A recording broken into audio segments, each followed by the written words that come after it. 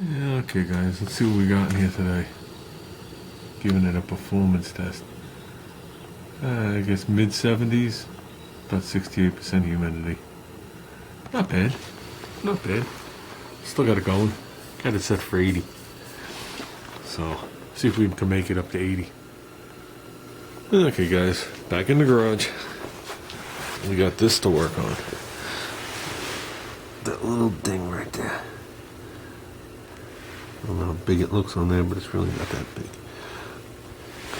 I'm not going to pull it, I'm just going to fill it. I know these rockers are solid. So when I cut the B-pillar out, I had a big gaping hole to look in there, and there's not even surface rust inside these things. So, but with that, it's a little ding. Never used to notice it when the car was this high off the ground. Now that it's up there and I'm going to be sitting next to the car, be stupid not to take care of it. Then I'll finish off sanding off this rocker, and then we move on to the fender. So, okay, I'll turn it on when we got something else. Nice, having air again. I just gotta hook it up. They're hooked together, and I got my line coming over it. I gotta hook it into the system. I hit it. I'm both hooked together here. They're just coming down. I gotta see them in back there. But I've been concentrating more on getting the car done and snow blowing. So we got that ground. Just gotta sand a little dot in the center. Got a little Bondo spread on here. Not much. See how much that covers of it. Hopefully enough. Of course I mixed 20 times more than I needed. While I'm waiting for that Bondo to set, I did get the drill bits to do the jet on the Harbor Freight engine, and I did get that offset keyway. So I just figured I'll let you guys know that. I figure one day I'm just gonna either dump it in my car, and I'll do it after hours at work, or I'll do it like on a Sunday there. Probably a Sunday. I'll run it down there for like an hour or two, so I could run it inside the building, give it a couple of like power tests, see if we're in the right ballpark here. So, if I'm not mistaken, one's a 77 and one's a 60 something, I think. I have it written down.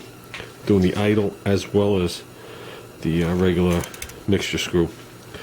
And I think it's a very minute opening change.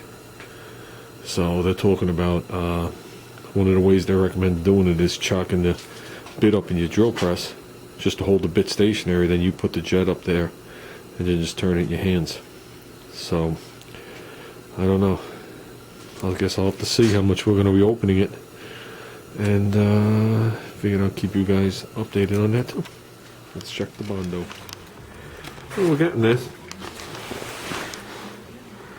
Got it all glazed. Amazing how the repair gets bigger. But you can see it's to bare metal. I'm going to be sanding it back to like here on either side. So it's all bare metal. The little bit that is laying on paint, which isn't a big deal in this because it's scuffed, actually isn't going to stay.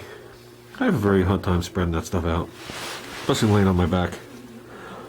So it goes. How's it going, guys? Back again here. Getting further.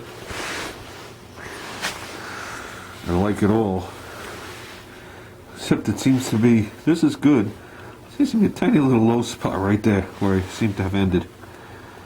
So, just, I'll do this little square and then continue on. But this is all blocked to right here, and they're just touched. It only goes down to like right here. Remember, no Bondo underneath. And I said that once and it was misquoted. Doesn't mean you can't put Bondo underneath, but sand it. Don't leave it all clumpy. Ruins your whole paint job when someone looks over the car. So,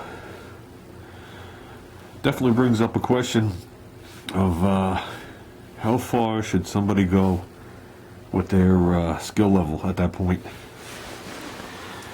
You know, this is further than I need to go on the satin black, I know that. I'm just doing it because I just want to do it. So later on down the road, if I really want to paint it a gloss color, I could sand the car down, go back over it again with small imperfections, and then just do the paint job rather than get deeper into it again. makes it just an easier paint job. But I mean, I remember when I learned, we were sanding Bondo with small blocks like that. Okay, not the big blocks. And we'd prime the car. I mean, it's a while back, so you'd prime it with a lacquer primer. You let the car sit for a while, and then you'd wet sand it by hand. And the rule was, don't use your fingers. Use the palm of your hand or use a block or whatever it was. Back in the day, you were just doing a normal, everyday paint job. Paint jobs have gotten ridiculous since then, and now you block out the high build like 10 times, 15 times, 20 times, depending on how flat it has to be to get these mirror finishes that the cars never really had. And I'm beginning to wonder if, I hate to say it, Ruben, I'm beginning to wonder if that's what screwed you up a little bit on your car there. You know what I mean? Trying to go into a level of A, you don't need to be at, and B, a level that most of us aren't ready to be at. You know what I mean? You know what I mean? You want to just do a nice, shiny, simple paint job. And this goes for anybody. There's nothing to really do with Ruben.